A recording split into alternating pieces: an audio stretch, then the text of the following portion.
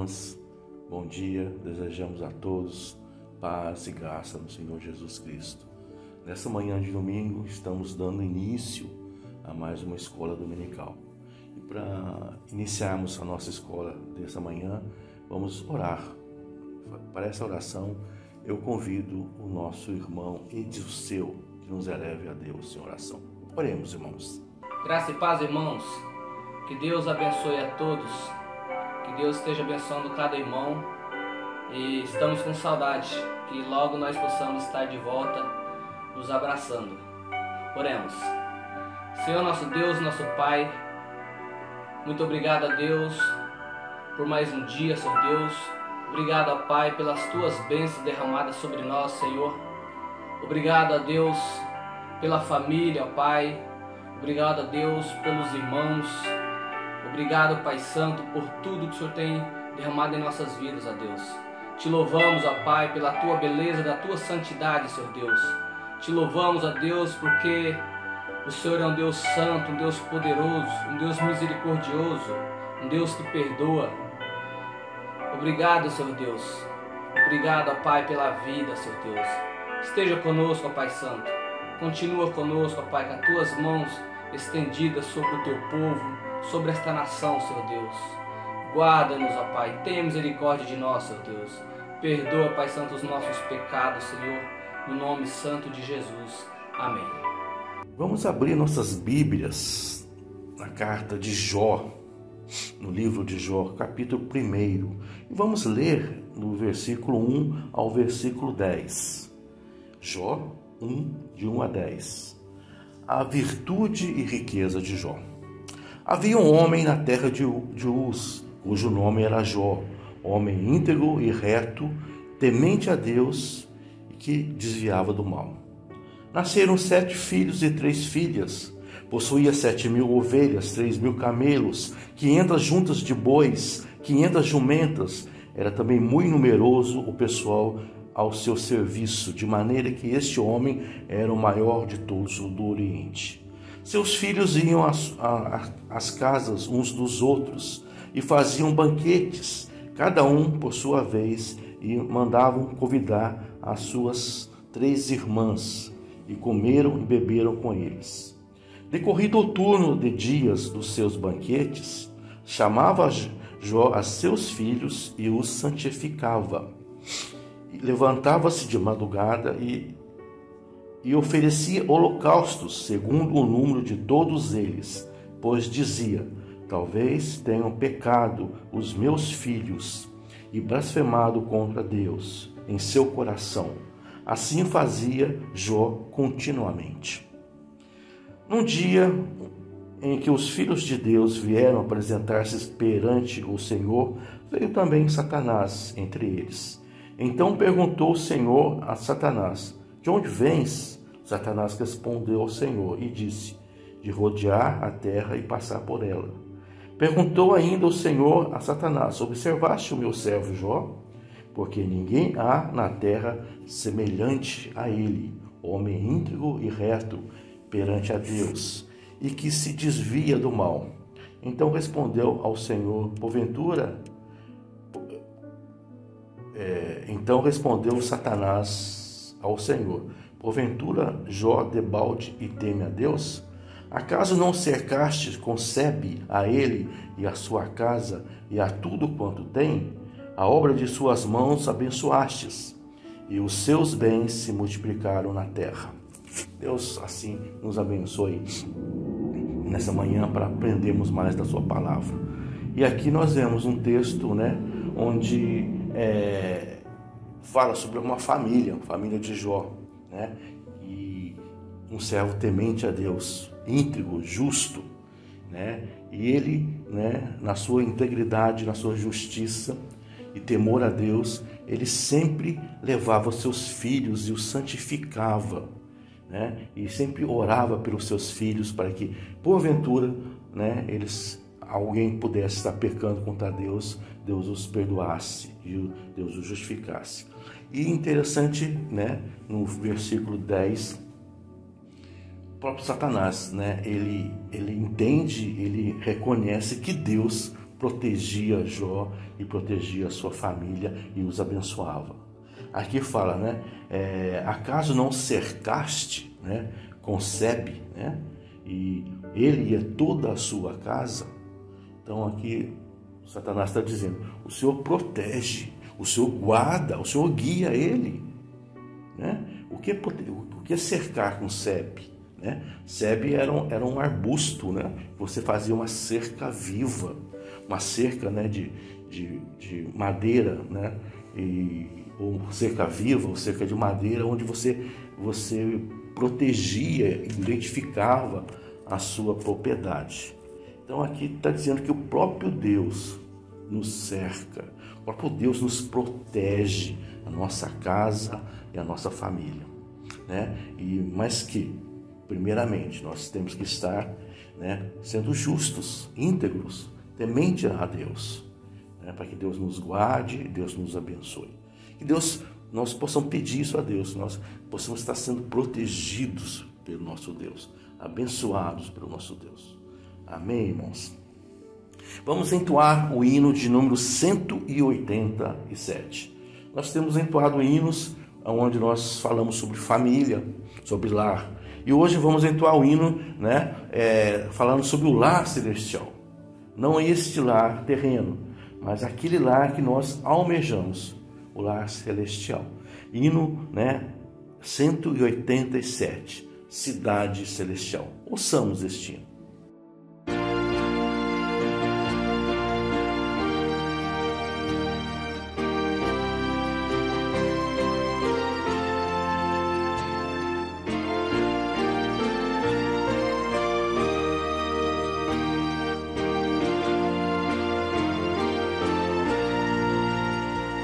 Tenho lido da bela cidade, situada no reino de Deus, com seus muros e jaz reluzente, juncada de altos troféus.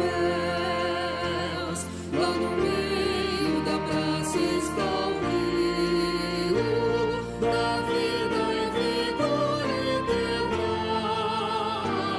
Mas metade da glória celeste jamais se contou ao mortal, jamais se contou ao mortal, jamais se contou ao mortal.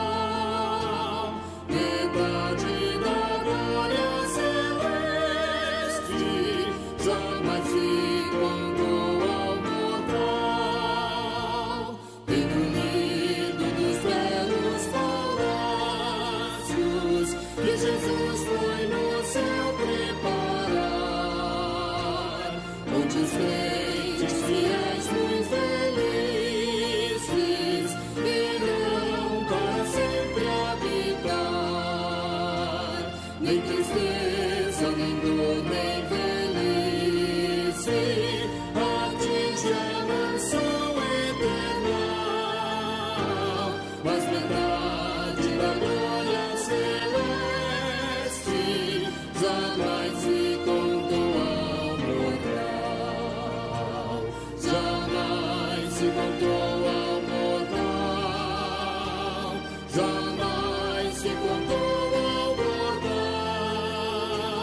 Metade da glória celeste jamais se contou ao mortal.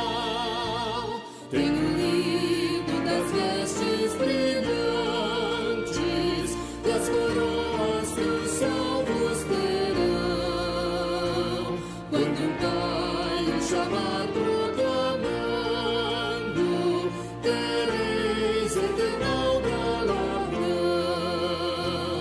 Tenho lido que os santos na glória pisam ruas de ouro e cristal, mas metade da glória celeste jamais se contou ao mortal, jamais se contou ao mortal, jamais se contou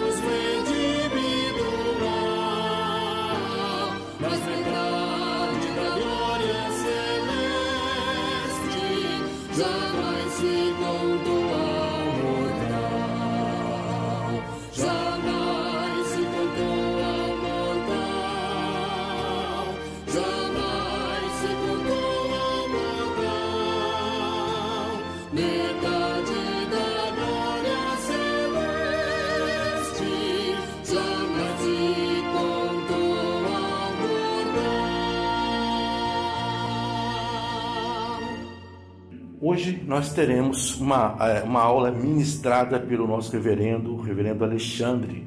Ele vai falar sobre família, né? Encerrando aí o mês de maio, mês da família. Então vamos ouvir uma aula através do nosso pastor reverendo Alexandre, que ele possa nos edificar a nossa vida, a vida da nossa família. Ouçamos essa aula.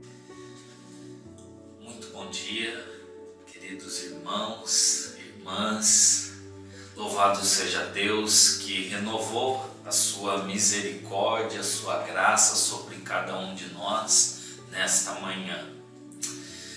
Que nesta manhã possamos estudar a palavra do Senhor e por ela sermos edificados. É uma alegria poder compartilhar da santa palavra do Senhor. E quero, neste último domingo, mês de maio, mês que a Igreja Presbiteriana se reserva de uma forma mais específica do que em outros meses a tratar do tema família, eu quero compartilhar com os irmãos um estudo da palavra do Senhor, registrado no livro de Lucas, no capítulo 2, Evangelho de Lucas, capítulo 2, os versos de 41 a 52. Diz assim a palavra do Senhor: Ora, anualmente iam seus pais a Jerusalém para a festa da Páscoa. Quando ele atingiu os 12 anos, subiram a Jerusalém segundo o costume da festa. Terminados os dias da festa, ao regressarem, permaneceu o menino Jesus em Jerusalém, sem que seus pais o soubessem. Pensando, porém, estar ele entre os companheiros de viagem, foram caminho de um dia e, então, passaram a procurá-lo entre os parentes e conhecidos. E não o tendo encontrado, voltaram a Jerusalém à sua procura.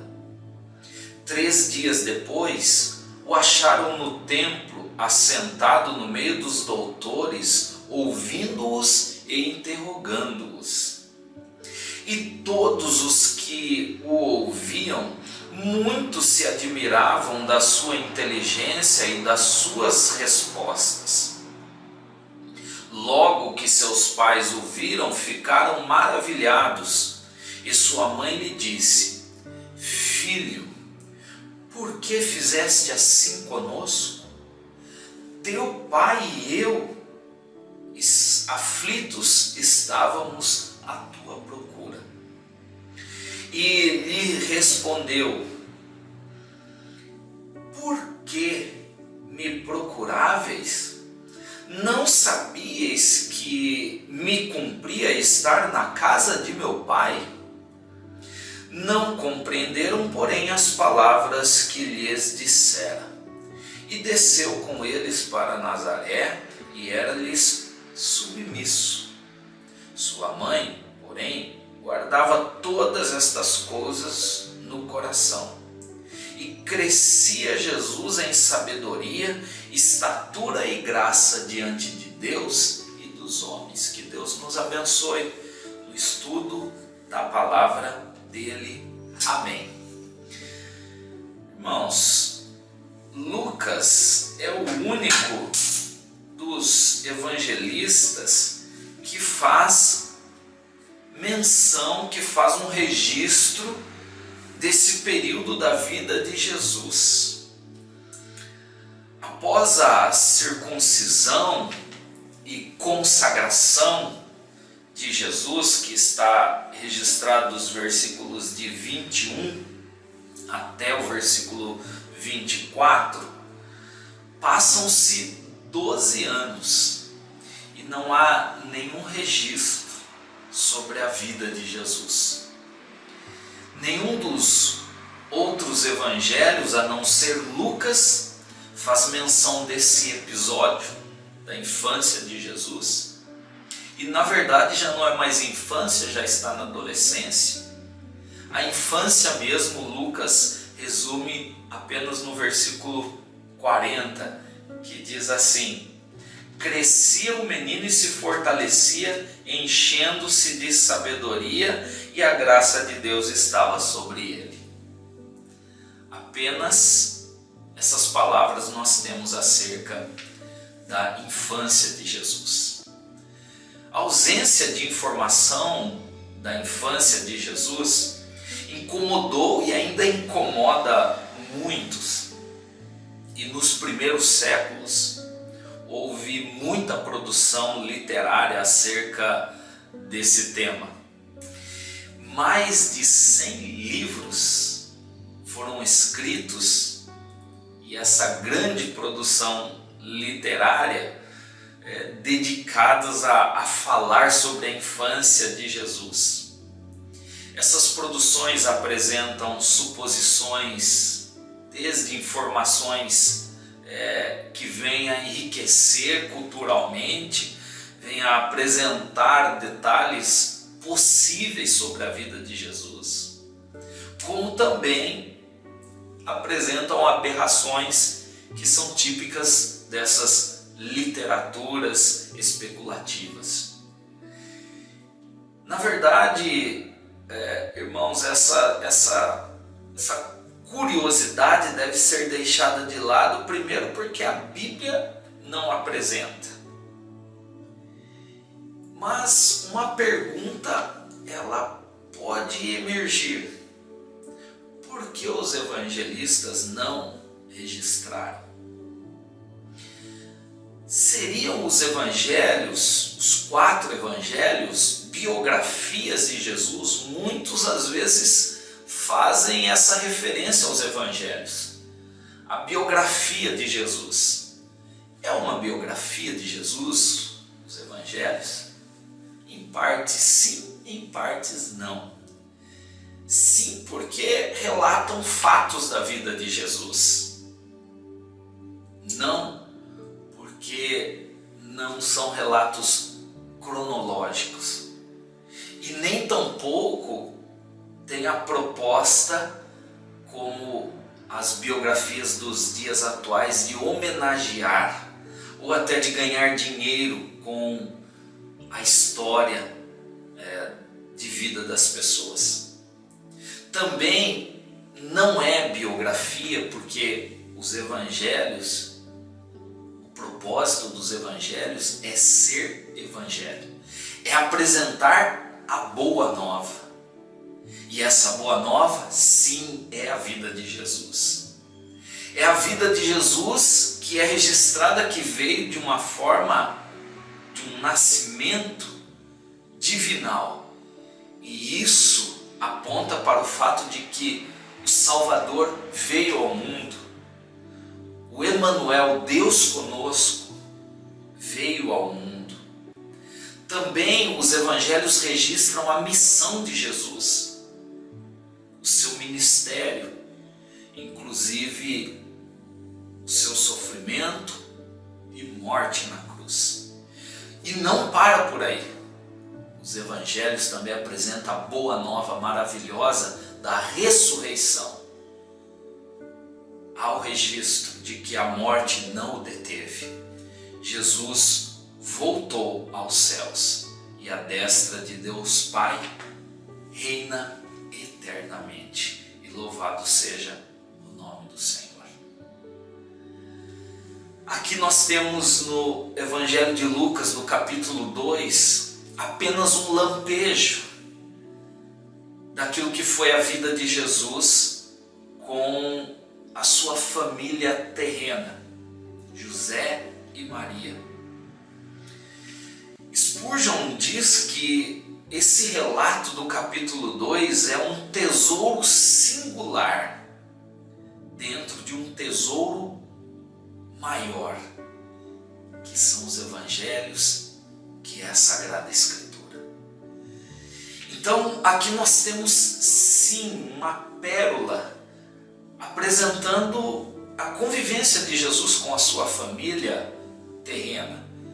E nós vamos olhar esses aspectos comuns da vida familiar de Jesus, do contexto familiar de Jesus. Nos versículos 41 e 42 nós temos um ensinamento que envolve questões culturais, religiosas, mas também uma grande experiência familiar, um impacto familiar. Bom, nós temos aqui nos versículos 41 e 42 o registro de que anualmente iam seus pais a Jerusalém para a festa da Páscoa. E quando o menino atingiu 12 anos, subiram a Jerusalém segundo o costume da festa. O judeu, o homem judeu adulto, ele deveria ir ao menos uma vez por ano em Jerusalém celebrar uma das 4 grandes festas que o povo judeu celebrava: a festa da colheita, a festa da Páscoa e festa que o judeu era obrigado a estar presente celebrando. E aqui estava a festa da Páscoa. E o homem não ia só. O que era comum era o homem ir com a sua família. E a proposta da cultura da época, a cultura judaica, era uma proposta de promover a unidade. A unidade de viajar junto com a família, mas só o pai, a mãe e os filhos? Não. Havia uma proposta de viajar em caravanas até para a segurança, nas estradas, dos perigos, até para a manutenção dos cuidados. Então viajavam em caravanas, porque duravam dias, dependendo da localidade onde saíam, demoravam dias para chegar a Jerusalém. Então viajavam em caravanas, chegavam juntos em Jerusalém, se alegravam por chegar ali em Jerusalém, se alegravam por chegar diante do sacerdote e ali oferecer o sacrifício e obter da redenção da parte de Deus, a remissão dos pecados que Jesus iria cumprir, e já não mais necessitaríamos de apresentar o sacrifício como não necessitamos.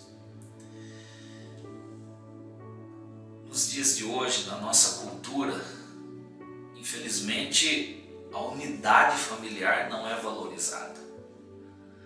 As particularidades são mais acentuadas e são mais fortes. Cada um tem o seu planejamento, a sua direção de vida. Nos dias que estamos vivendo, onde somos obrigados a permanecer isolados e juntos na maior parte do tempo, em nossas casas, lamentavelmente muitas famílias estão juntas fisicamente, mas distantes emocionalmente. E aqui nós temos a cultura judaica que promovia a unidade, mas também o princípio bíblico, porque nós temos essas orientações de honrar o pai e mãe, do marido amar a esposa, da esposa estar junto com o marido, em submissão.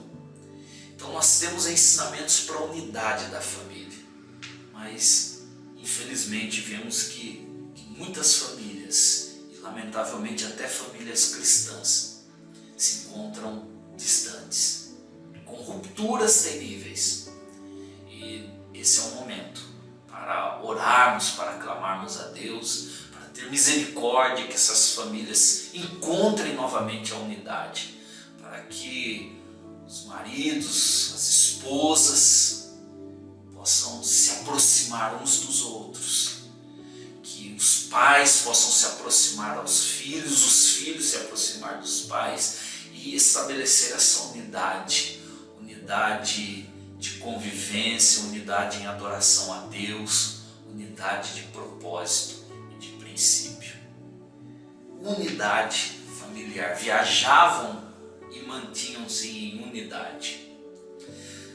Depois de apresentar essa unidade, nós temos, a partir do versículo 43, uma mudança de cenário.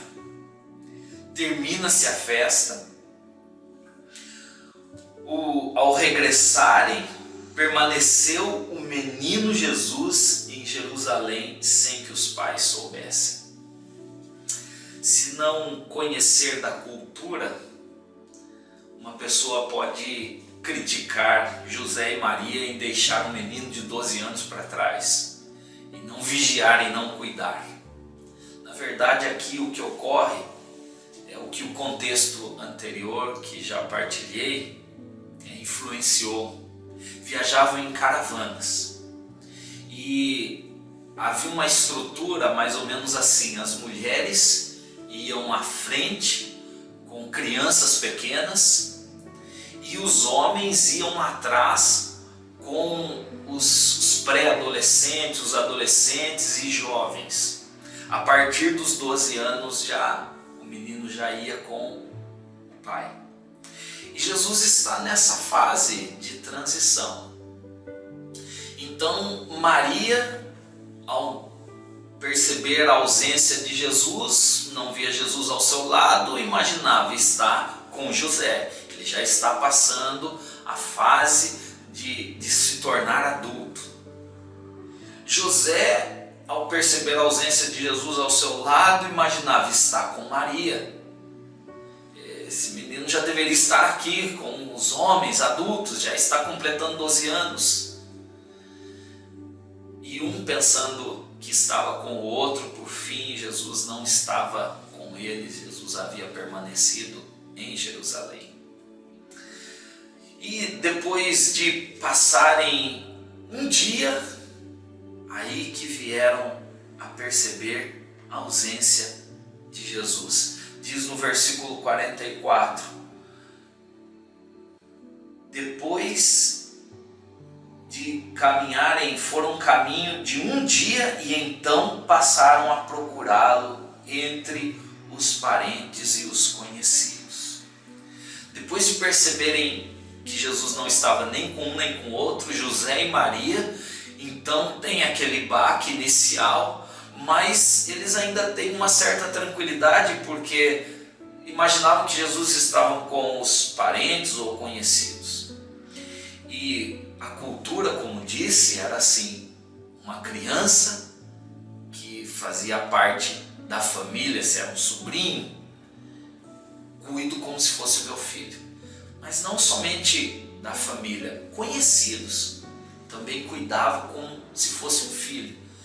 E mais ainda, dava o mesmo ensinamento, o mesmo costume.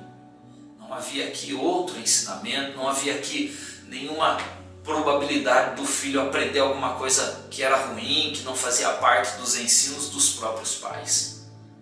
Então estavam até com uma certa tranquilidade. Mas essa tranquilidade, ela se dissipa quando eles procuram e não encontram. E no versículo 45 e 46 diz que, não tendo encontrado, voltaram a Jerusalém à procura. E aqui começa então a crescer aquela ansiedade, aquela preocupação no coração de pais, pensando num plano humano. 3 dias depois, só que acharam Jesus. E aqui uma pausa para essa sensação tão desagradável de pai e mãe, só aqueles que já tiveram essa experiência de perder um filho em um local onde há uma aglomeração de pessoas. O desespero toma conta, o medo, os pensamentos começam a disparar. E José e Maria, como seres humanos, certamente, mesmo que em uma cultura distante, certamente ficaram apreensivos. E nós vamos ver à frente que sim. E eles voltaram para Jerusalém só depois de 3 dias. Não dá para identificar esses 3 dias como foram, não temos detalhes, mas sabemos que um dia eles foram de ida, outro dia de volta, e em Jerusalém passaram um dia procurando. Tal não foi o desespero de José e de Maria, tal qual não é o desespero de pais e mães que perdem os seus filhos e se alegram por encontrar depois. Mas tal também não é o desespero de muitas mães, de muitos pais que vivem o drama de terem os seus filhos, filhas desaparecidos e nunca mais encontram. Vivem o drama de não saber se o filho, a filha morreu, se está vivo, como está. E também pensando em família e sentindo de alguma forma a dor do próximo. Também é momento de parar e orar por aquelas famílias que sofrem essas dores terríveis de ter os seus filhos desaparecidos. Que Deus cubra de misericórdia e de graça as famílias que têm essa dor. Famílias que vivem em falta de união. Famílias que vivem a dor de perdas, de desaparecidos. José e Maria encontraram Jesus, encontraram uma situação inusitada. Versículo 46 diz que Jesus estava sentado no meio dos doutores, conversando, perguntando, respondendo aos doutores da lei, ouvindo-os e fazendo pergunta. E tal interação despertou a admiração dos doutores, como que um menino nessa idade tão inteligente, e talvez ali muitos doutores, talvez ali algum rabi já pensando em chamar esse menino para ser um talmidim, um discípulo. Tal era o conhecimento de Jesus acerca da lei. E deixou também José e Maria maravilhados. Como pode tal conhecimento? E aqui nós temos Jesus apresentando um ponto de transição. Nós temos a surpresa de Maria, mais um ponto aqui de transição. E na surpresa de Maria, se deparando com a capacidade de interagir com os doutores, nós também temos a resposta de Jesus. Olhando primeiramente para as palavras de Maria, que tem implicações importantes para a família, no versículo 48, ela diz assim, que ao encontrarem, ficaram maravilhados, e a mãe disse, filho.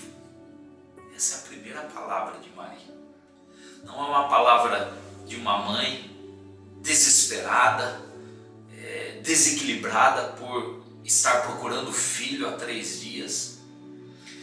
Ela não chega e não solta os cachorros em cima do menino, por assim dizer, como infelizmente muitas mães, e até compreensivelmente muitas mães, às vezes no desespero, além de brigar com o marido, ainda briga com o filho. Não, Maria que diz filho.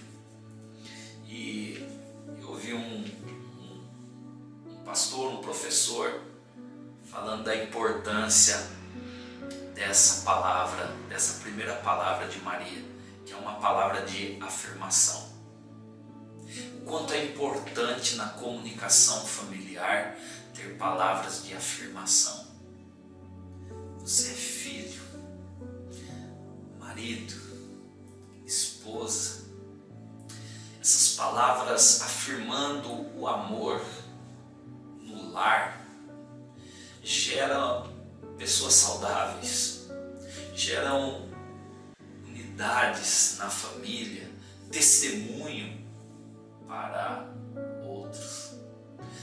E lamentavelmente, também o contrário gera consequências ruins. Quantos não são os adultos que sofrem e necessitam de tratamentos psíquicos por palavras negativas aferidas pelos pais, palavras que muitas vezes foram ditas impensadas repetidamente. Você não consegue fazer nada, você não obedece, você não isso, você não aquilo. Repetidamente vai formando no caráter da criança que ela não é uma pessoa que tem a aceitação do pai e da mãe. Então, mais um alerta para a família, que no lar haja palavra de afirmação. Que nesses tempos tão tensos que estamos vivendo, de pressões e opressões, possamos nos consagrar, pedir a graça e a misericórdia de Deus e não permitir com que o temperamento, com que os momentos de grandes tensões venham promover palavras ofensivas, palavras que não venham a edificar o cônjuge, os filhos, palavras de afirmação. Há também aqui no versículo 48 um outro princípio importante para a família. Depois de dizer filho, a mãe diz: por que fizeste assim conosco? E aqui nós temos uma percepção de coletividade. Fizeste conosco. E mais adiante, Maria diz: aflitos estávamos à tua procura. A ideia de unidade novamente vem. O coletivo é a nossa família. Não sou eu, não é você, não. Nós somos nós. E para encerrar esse tríplice princípio de cuidado familiar, no versículo 48 ainda nós temos Maria dizendo: teu pai e eu, aflitos estávamos à tua procura. Maria coloca José aqui com a prioridade.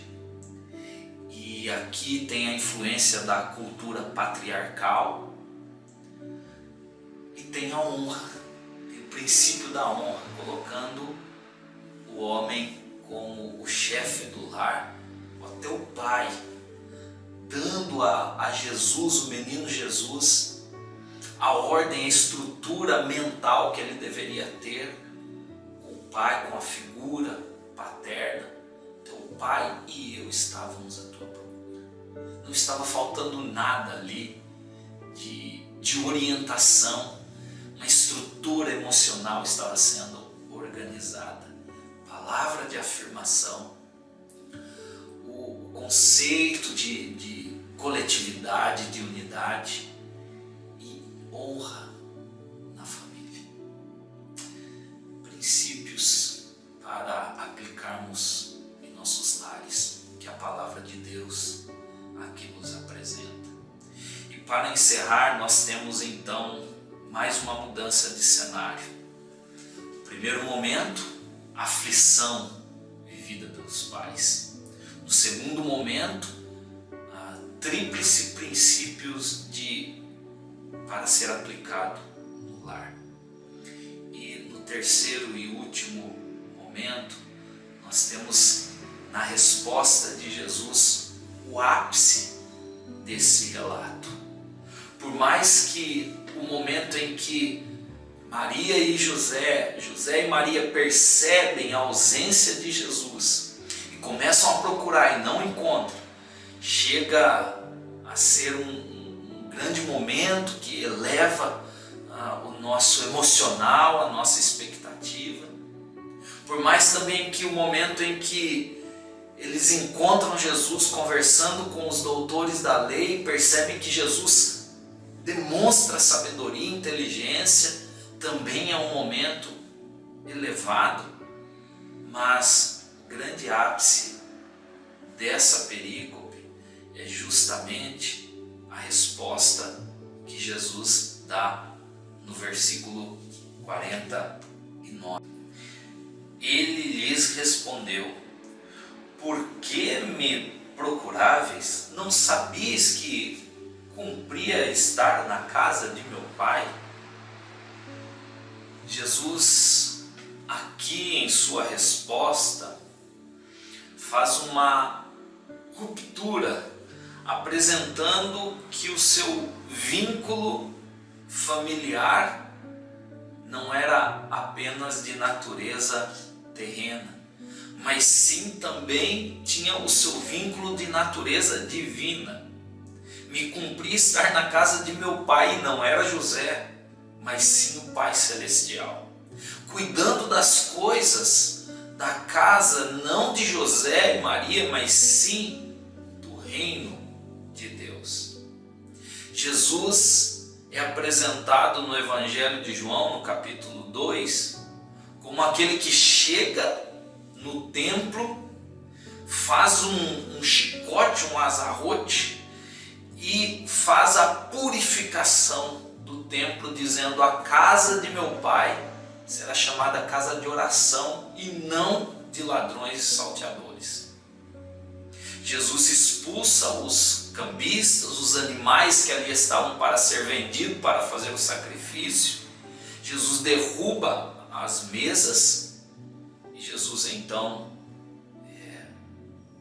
ali faz a purificação, fazendo menção que o Cordeiro de Deus que tira o pecado do mundo, fazendo também referência àquilo que fora dito no Salmo 69, versículo 9: o zelo pela casa de meu Pai me consumirá. Tal era a indignação de Jesus para zelar com as coisas da casa do Pai. Ele é o Cordeiro de Deus que veio purificar. Jesus então aqui apresenta o seu vínculo também divino. Jesus é apresentado aqui como aquele que tem a sua ligação com a natureza humana, com José e Maria, e tem toda a experiência, mas ele afirma aqui e destaca que o seu propósito estava para além da sua natureza humana, e sim para a sua natureza divina. Assim também é com todos nós. Vivemos aqui e convivemos com a nossa família biológica, mas já também convivemos com a família da fé, a família espiritual. A família biológica um dia cessará. A família espiritual continuará eternamente. E isso é para nós uma esperança e uma alegria de saber que, ainda que passamos por dores aqui na família terrena, na família celestial não passaremos. Teremos a perfeição e ali teremos o amor. Ali não haverá mais conflitos, não haverá mais violência verbal ou física ou qualquer sorte de sofrimento. Ali na eternidade haverá perfeição. Aspiramos já por essa eternidade e temos momentos, lapsos, lampejos desse céu, quando conseguimos amar a nossa família, próximo como a nós mesmos, formando-nos uma só família que tem como Deus o Pai.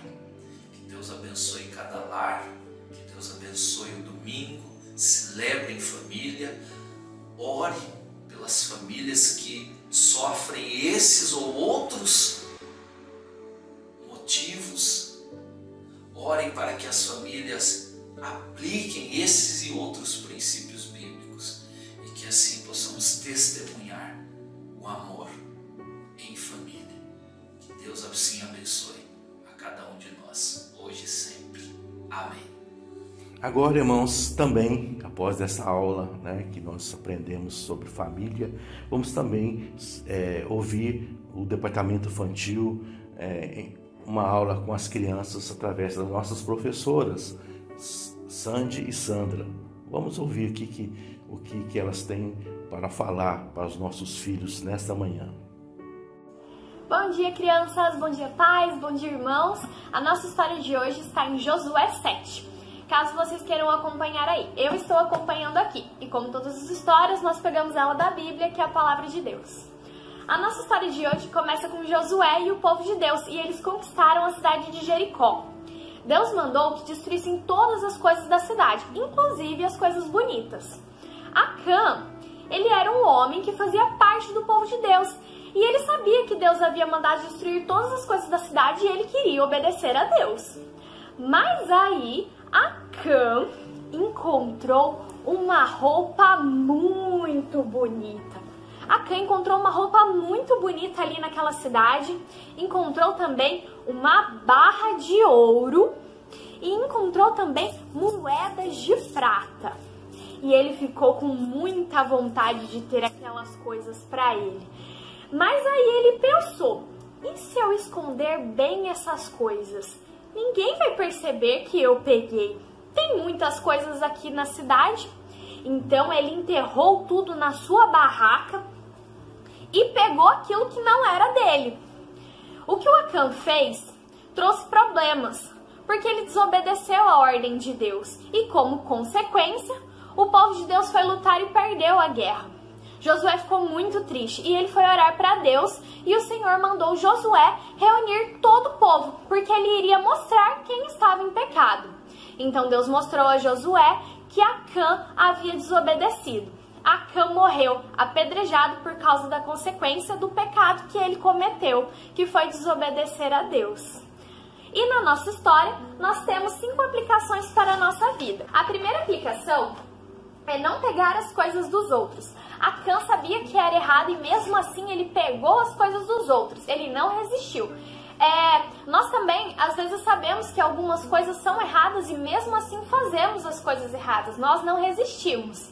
A segunda é que o pecado deixa Deus triste.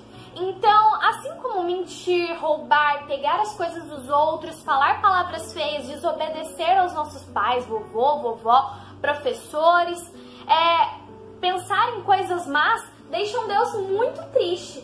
E a terceira é que nós podemos prejudicar as pessoas com essas coisas erradas que nós fazemos. Então nós devemos pensar que as pessoas também podem ficar magoadas com essas coisas ruins que nós estamos fazendo. A quarta é que Deus perdoa. Então todas essas 3 coisas aqui de cima, Deus pode nos perdoar se nós nos arrependermos de todo o coração. Se nós nos arrependermos e pedirmos perdão pelos nossos pecados, Deus nos perdoa. Mas assim como nós também devemos pedir perdão a Deus, se nós prejudicamos alguma pessoa, se nós magoamos alguma pessoa, nós devemos pedir perdão também. A quinta coisa são as consequências de fazer o errado.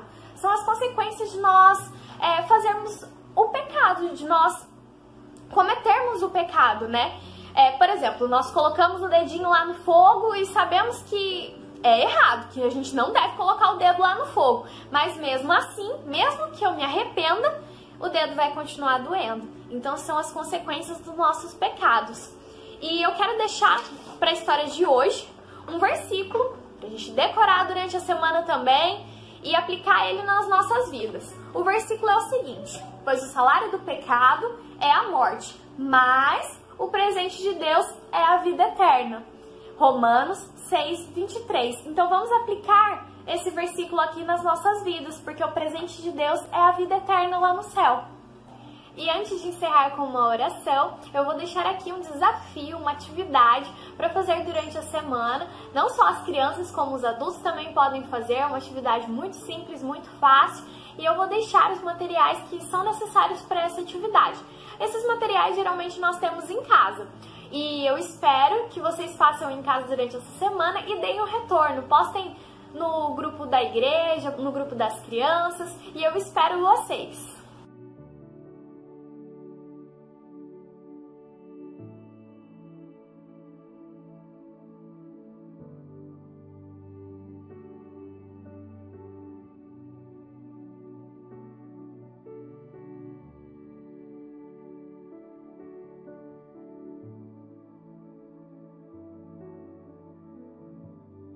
eu peço para que todos aqueles que puderem, que fechem os seus olhos agora, nós vamos fazer uma oração.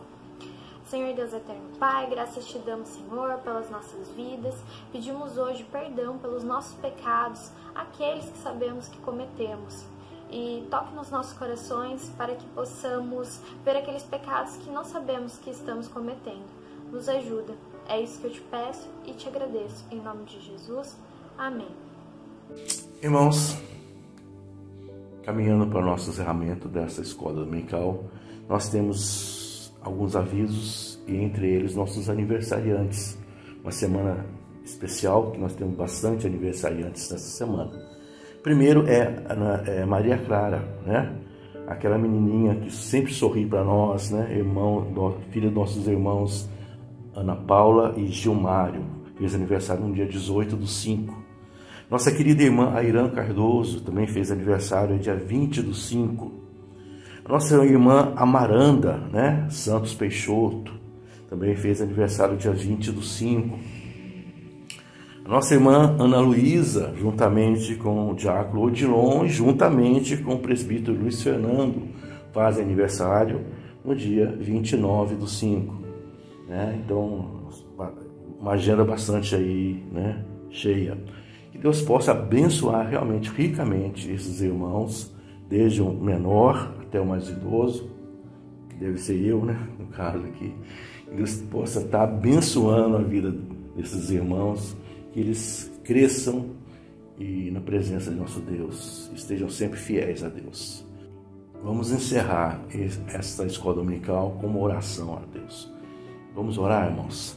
Senhor, nós te agradecemos esse privilégio de estarmos na tua presença, Senhor, nessa manhã. Que o Senhor nos guarde, que o Senhor nos ilumine, que o Senhor nos abençoe. Que o Senhor esteja, Senhor, protegendo, Senhor, com a tua sebe nossos lares, ó Pai. Edificando uma morada forte, uma casa forte, não construída, Senhor, com materiais físicos, mas com materiais espirituais, onde o Senhor seja o fundamento principal, Senhor. Sejamos guiados e protegidos por Ti, Senhor. E que o mal não nos abale, Senhor, a estrutura da nossa casa, Senhor, nosso lar. E que possamos sempre estar buscando a Ti, Senhor. E sempre andamos na Tua presença, sempre fiéis, tementes a Deus, íntegros e justos, ó Pai. Pai, também nós Te louvamos, ó Pai, pelas nossas famílias, Pai, por esses irmãos que fazem aniversário nessa semana, Senhor. Desde o menor até o mais idoso, o Senhor possa estar guardando, o Senhor possa estar iluminando, protegendo a cada um de nós. Guarda-nos, ó Pai, a nossa igreja, guarda o nosso pastor, guarda o nosso conselho, guarda os diáconos, os professores, toda a nossa igreja, Senhor. Que busquemos a Ti e vivamos uma vida na Tua presença, Senhor. É em nome de Teu Filho Jesus que pedimos e agradecemos com perdão de nossos pecados. Amém. E também vamos agora ouvir novamente que aviso nisso.